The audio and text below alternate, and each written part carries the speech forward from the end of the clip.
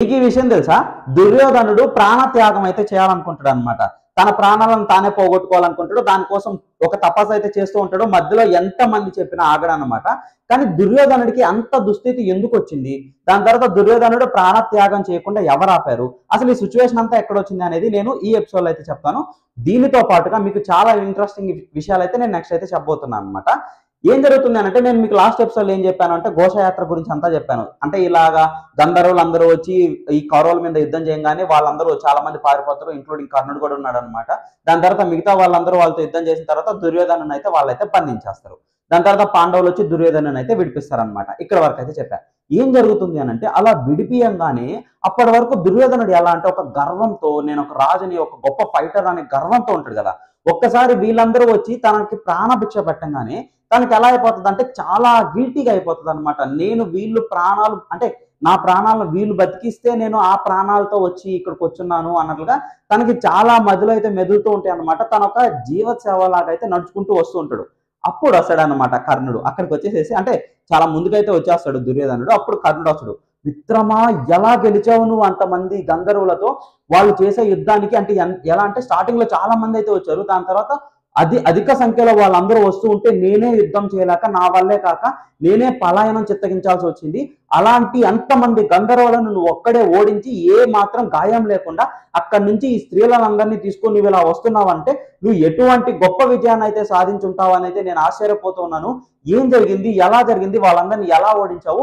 అంతమంది గంధర్వులను చిత్రసేనుడు మళ్ళీ మాయ యుద్ధం అయితే చేస్తున్నాడు, అంతర్ధానం అయితే చేస్తున్నాడు. అతన్ని నువ్వు ఎలా ఓడించావు? నాకు ఈ విషయాలన్నీ చెప్పు అని చెప్పి చాలా ఇంట్రెస్టింగ్ అయితే కర్ణుడు అయితే అడుగుతాడు అనమాట. పాపం ఆ విషయాలన్నీ తెలియదు కదా కర్ణుడికి, పారిపోయాడు. అప్పుడు దుర్యోధనుడి ఫేస్ ఎలా మారిపోతుంది అంటే అతను అంత పొగుడుతూ ఉన్నాడు, కానీ ఇతను ఏంటంటే ఈ వేరే వాళ్ళు ప్రాణభిక్ష పెట్టంగా వచ్చి నడుచుకుంటూ వస్తున్నాడు. దుర్యోధనుడికి ఆ విషయాలన్నీ వినంగానే తన చెవులో మొత్తం అవన్నీ ప్రతిధ్వనిస్తూ ఉంటాయి అన్నమాట. ఏంటి, నేను అసలు ఎందుకు బతికాను? నేను అక్కడే చచ్చిపోయింటే బాగుండు కదా, నాకు వీర స్వర్గం అయినా వచ్చేది. ఇలా గంధర్వులతో పోరాడి నేను ఓడిపోయాను, చనిపోయాను అనే ఒక గొప్ప మాట అయినా వచ్చేది. ఇలా బతికి ప్రాణాలు తీసుకొచ్చుకుంటే ఈ కర్ణుడు ఇలా మాట్లాడంగానే నాకు అంటే తను ఎక్కడ పెట్టుకోవాలి తనకు అర్థం కాలేదన్నమాట. దాని తర్వాత కర్ణుడితో అడుగుతాడు, మిత్రమా కర్ణ, నువ్వు పారిపోయావు, ఇలాగ మమ్మల్ని అందరినీ ఇలాగా వదిలేసేసి నువ్వు ఇప్పటికే అనుకుంటున్నావా నేను నా గదా యుద్ధంతో లేకుంటే నాకు వచ్చినటువంటి అంటే మిగతా యుద్ధ విద్యలతో నేను గంధర్వులని చిత్రసేనుని ఓడించగలను అని నువ్వు అనుకుంటున్నావా? అలాగా ఏం జరగలేదు. మమ్మల్ని అందరినీ వాళ్ళు బంధించారు. దాని తర్వాత మమ్మల్ని అందరినీ ఆకాశ మార్గంలో తీసుకోబోతుండగా అప్పుడు పాండవులు వచ్చారు, ధర్మరాజు తప్ప మిగతా నలుగురు వచ్చారు. నేను ఒక్కసారి కళ్ళు తెరిచి చూడంగానే నలువైపులా అన్ని వైపుల నుంచి అర్జునుడు వేసిన బాణాలే నాకు కనిపించాయి. ఎటు చూసినా బాణాలే కనిపిస్తున్నాయి. అర్జునుడు ఎలా వదులుతున్నాడు, ఎలా తీస్తున్నాడో కూడా నాకు అర్థం కావట్లేదు. అంత బాణాలు అయితే నా చుట్టూ ముట్టున్నాయి అనమాట. మమ్మల్ని తప్ప మిగతా గంధర్వులు ఎవరున్నారో ప్రతి ఒక్కరి తల తెగిపడిపోతూ ఉంది. నాకు అసలు ఏం అర్థం కాలేదు, ఆశ్చర్యంగా ఉంది. వాళ్ళు మమ్మల్ని అందరినీ ఆకాశ మార్గంలో దూరంగా తీసుకువెళ్ళిపోవాలి అనుకున్నారు. అర్జునుడు వేసిన బాణాలు ఎలా గుప్పించాడు అని అంటే బాణాలతోనే ఒక వల లాంటిది చేశాడు మిత్రమా. ఆ వలలో నుంచి గంధర్వులు కూడా కనీసం ఆ వలని చించుకొని బయటికి వెళ్ళలేకున్నారు. కిందేమో అర్జునుడు ఎన్నో బాణాలు వేస్తున్నాడు, పైనేమో వాళ్ళంది గంధర్వులు ఎటు వెళ్ళలేక దిక్కు తోచుక ఒక్కొక్కరు వాళ్ళ తలను అయితే పోగొట్టుకుంటున్నారు. అంత దారుణమైన యుద్ధం అయితే చూశాను. నాకు ఆ విజువల్స్ అవన్నీ నా మైండ్ లోనే ఇంకా తిరుగుతూ ఉన్నాయి. అర్జునుడు వేసే ఆ బాణాలు కానీ, తను వేసే ఆ దివ్యాస్త్రాలు కానీ, తను వేసిన మిగతా అస్త్రాలన్నీ ఎలా చేస్తున్నాయంటే ఒక్కొక్కరిని కాల్చి బూడిద చేసేస్తున్నాయి. అలాంటి యుద్ధం చూశాను. అలాంటి యుద్ధం చేసిన అర్జునుడు దాని తర్వాత మమ్మల్ని అందరినీ కాపాడి చిత్రసేనుడితో మాట్లాడి మమ్మల్ని తీసుకొచ్చాడు మిత్రమా. దాని తర్వాత తీసుకొచ్చగానే నేను ఒక నిస్సహాయున్నై ఏమీ చేయలేక మిగతా స్త్రీలతో పాటు స్త్రీలందరి సమక్షంలో నన్ను బందీ నుంచి విముక్తిని చేసి వాళ్ళకి అప్పగిస్తున్నప్పుడు నన్ను స్త్రీగా నేను భావించాను. ఎందుకంటే మిగతా స్త్రీలతో పాటే నన్ను తీసుకొచ్చి ధర్మరాజుకి అయితే ఇవ్వడం జరిగింది. నేను ఒక స్త్రీగానే అందరి స్త్రీల ముందు నన్ను స్త్రీగా వాళ్ళు ఇచ్చినట్లుగా నాకు అనిపించింది. నా తల తీసేసినట్లయింది. అప్పుడు నేను మనసులో ఏమనుకున్నానంటే ఉన్నట్టుగా ఉండి భూమి అంతా చీలిపోయి ఆ గ్యాప్ లో నేను పడిపోయి నా ప్రాణాలన్నా పోగొట్టుంటే బాగుండేమో అన్న ఇదిగా నాకు అనిపించింది అని చెప్పి ఈ విషయాలన్నీ చెప్తాడు అనమాట. దాని తర్వాత చెప్తాడు అనమాట. నాకు ఆ సిచ్యువేషన్ లో ఏమనిపించింది అంటే నాకు రెండు భయాలు అనిపించింది, రెండు బాధాకరమైన విషయాలు అనిపించింది. ఒకటి, వాళ్ళు నన్ను ఇలా అంటే బంధించినప్పుడు మీరందరూ వెళ్ళిపోయారు, మీరందరూ యుద్ధం చేయలేక వెళ్ళిపోయారు, అదొక బాధ నాకు అనిపిస్తే, రెండోది అర్జునుడు చేసిన యుద్ధం మిత్రమా, అలాంటి యుద్ధాన్ని నేను ఎక్కడా చూడలేదు. అర్జునుడు భగవంతుడు అంటే శివుడితోనే యుద్ధం చేసి పాశుపతాస్త్రం పొందినప్పుడు నేను ఏదో అనుకున్నాను, ఎంతో మంది రాక్షసులను సంహరించాడంట అని వినంగానే నేను ఏదో అనుకున్నాను. కానీ ఒక్కసారి తన యుద్ధాన్ని చూసినప్పుడు నా 2 కళ్ళు చనిపోలేదు. తన బాణాలను మొత్తం ఎక్కడున్నాయో ఏవేవి ఉన్నాయో కూడా నాకు అర్థం కాలేదు. అన్ని బాణాలు అయితే ఉన్నాయి, అన్ని తలలు అయితే తెగపడుతూ ఉన్నాయి. అలాంటి యుద్ధం నేను ఎక్కడా చూడలేదు. బహుశా నిజంగానే అర్జునుడు శివుడితో యుద్ధం చేసింది నిజమేమో, తన పాశుపతాస్త్రం అంతా అంటే తను ఎంతో గొప్ప యుద్ధం చేసి తీసుకున్నాడేమో, తను చంపినటువంటి రాక్షసులందరూ నిజమేమో ఆ యుద్ధాన్ని చూస్తే అనిపిస్తుంది. ఒకవేళ మనం నిజంగానే పాండవులతో యుద్ధానికి వెళ్తే అర్జునుడు ఒక్కడే మనల్ని ఎంతసేపట్లో చంపుతాడో కూడా మనం చెప్పలేము. అంటే కనీసం మనం ఒక రోజు కూడా అర్జునుడితో పాటు నిలవలేమేమో అన్నట్లుగా అయితే అంటే దుర్యోధనుడికి అయితే భయం వేసేస్తుంది అనమాట అర్జునుడి గురించి. ఈ విషయాలన్నీ కర్ణుడికి అయితే చెప్తూ ఉంటాడు అనమాట, ఇలా జరిగింది అని చెప్పేసి. దాని తర్వాత ఏం చేస్తాడంటే, ఇక నాకు బతకాలని లేదు, ఒకవేళ నేను ఉన్నా కానీ నేను ఏ ముఖం పెట్టుకొని అక్కడికైతే వచ్చాను హస్తినాపురానికి, నా ప్రజలు నన్ను చూసి ఏం నవ్వుతారు, అక్కడ నేను రావడంగానే వాళ్ళు ఎవరు అంటే భీష్ముడు, దాని తర్వాత ద్రోణాచార్యుడు వీళ్ళందరూ ఉంటారు, నా పితృదేవులు అయితే ఉంటారు, వాళ్ళందరికీ నా మోహాన్ని నేను ఎలా చూపించుకోగలను, నేను ఇక్కడి నుంచి రావాలనుకోవట్లేదు, ఇక్కడే నా ప్రాణత్యాగం చేసుకోవాలనుకుంటున్నాను అని అయితే చెప్తాడు అనమాట. దాని తర్వాత అక్కడే కూర్చొని ఒక చిన్న యజ్ఞం లాంటిది అయితే చేస్తుంటాను, అంటే ఒక చిన్న తపస్సు లాంటిది తన ప్రాణాలను తాను కోల్పోవడానికి. దాని తర్వాత దుశ్శాసనుడు చెప్తాడు అనమాట, నీదే రాజ్యమిక, నువ్వే రాజ్యం వెళ్ళుకో, కర్ణుడా నువ్వు తనతో పాటు హెల్ప్ఫుల్ గా ఉండు అన్నట్లుగా చెప్పి తనైతే కూర్చుంటాడు అనమాట. దుర్యోధనుడు అంటే దుశ్శాసనుడు, దాని తర్వాత శకుని, కర్ణుడు వీళ్ళందరూ ఎంతో నచ్చ చెప్పగలుగుతారు. కానీ దుర్యోధనుడు అయితే వినడు అనమాట, అలాగే కూర్చొని ఉంటాడు. కానీ ఈ గొప్ప అంటే తను చేసేది ఏంటంటే తన ప్రాణత్యాగం అయితే చేసుకోవాలనుకుంటున్నాడు కదా. సో వీళ్ళందరూ ఎంత చెప్తున్నా కానీ వినట్లేదు అనమాట. అప్పుడు రాక్షసుల రంగంలోకి వస్తారు. నేను ఇది చదవగానే నేను షాక్ అయ్యాను అనమాట. ఏంటి అని అంటే పాతాళంలో ఉండే రాక్షసులందరికీ ఈ విషయాలు అయితే తెలిసాయి అనమాట. తెలిసిన తర్వాత వాళ్ళు ఏం చేస్తారంటే ఒక గొప్ప పెద్ద హోమం అయితే చేస్తారనమాట. అంటే బాగా హవిసులు ఇచ్చి ఇవన్నీ పెద్ద హోమం చేసిన తర్వాత ఆ రిజల్ట్ ఉంటుంది చూడండి. ఆ రిజల్ట్ ఎలా అంటే మనకు సినిమాలో చూపిస్తారు చూడండి, ఒక పెద్ద రాక్షసి హోమంలో నుంచి బయటకు వస్తుంది కదా, అలా ఒక పెద్ద రాక్షసి లాంటి ఒక ఆకారం అయితే బయటకు వస్తుంది అనమాట. వచ్చిన తర్వాత వాళ్ళు చెప్తారు, ఇలా దుర్యోధనుని తీసుకొని పాతాళంలోకి రా అని చెప్పి చెప్తారనమాట.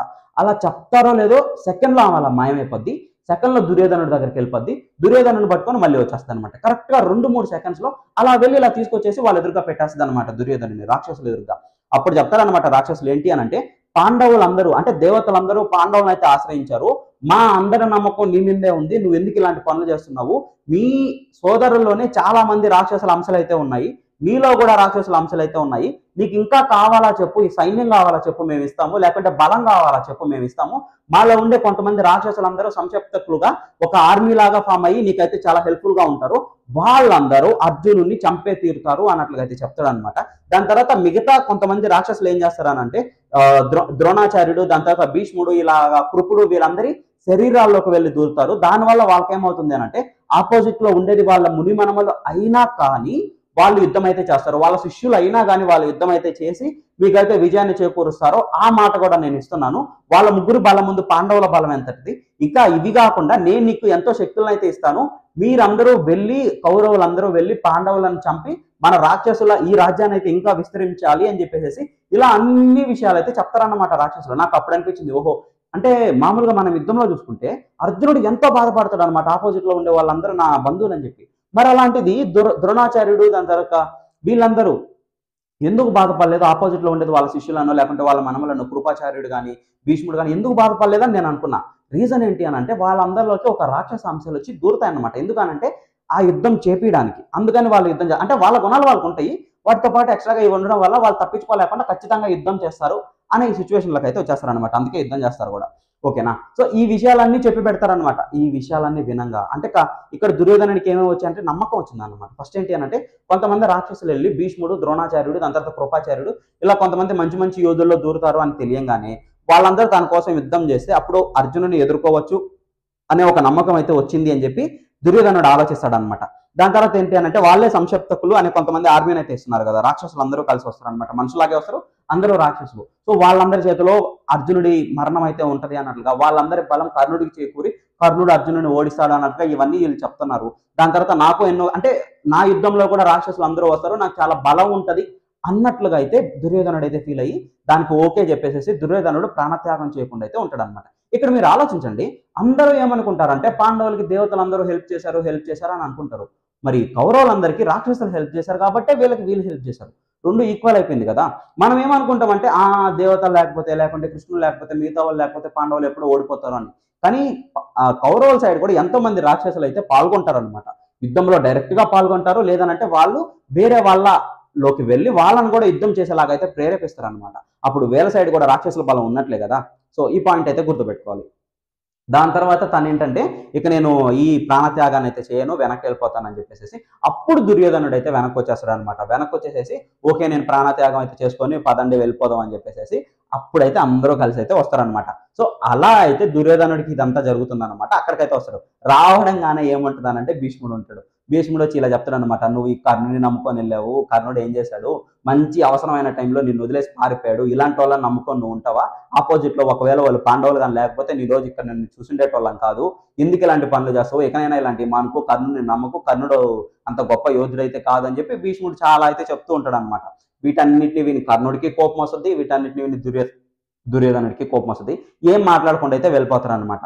దాని తర్వాత కర్ణుడు అయితే నిర్ణయించుకుంటాడు అనమాట, ఒక గొప్ప విజయయాత్ర చేయాలి, మొత్తం నలువైపులా నన్ను ఇలా అన్న వీళ్ళందరి నోరులైతే నేను మూయించాలి, వాళ్ళందరినీ గెలిచి వాళ్ళ దగ్గర కప్పం తీసుకొచ్చి నా మహారాజుకి అంటే ఎవరు దుర్యోధనుడికి ఎక్కడ లేనటువంటి ధన సంపద రాసులన్నింటినీ తనకే ఇవ్వాలి అని అయితే నిశ్చయించుకుంటాడు అనమాట. అప్పుడు దుర్యోధనుడి దగ్గరికి వెళ్ళి అడుగుతాడు, నాకు ఇలా సైన్యం కావాలి, ఇలా ఆయుధాలు కావాలి, నేను వెళ్ళి నలుమూలలా చేయించి అందరినీ నీ వైపుగా అయితే తెస్తాను అని చెప్పి అయితే వెళ్తాడు అనమాట. సో దాని తర్వాత ఏం జరుగుతుంది, కర్ణుడు ఎవరెవరిని ఓదిస్తాడు, ఎలా జరుగుతుంది. దాని తర్వాత మీకు ఇంకొక చిన్న విషయం చెప్పాలి ఏంటంటే దుర్వాస మహర్షి దుర్యోధనుడికి ఒక వరం కూడా ఇస్తాడు అనమాట. సో ఆ వరం ఏంటి, ఈ డీటెయిల్స్ అని నేను మీకు నెక్స్ట్ ఎపిసోడ్ అయితే చెప్తాను. Thank you all.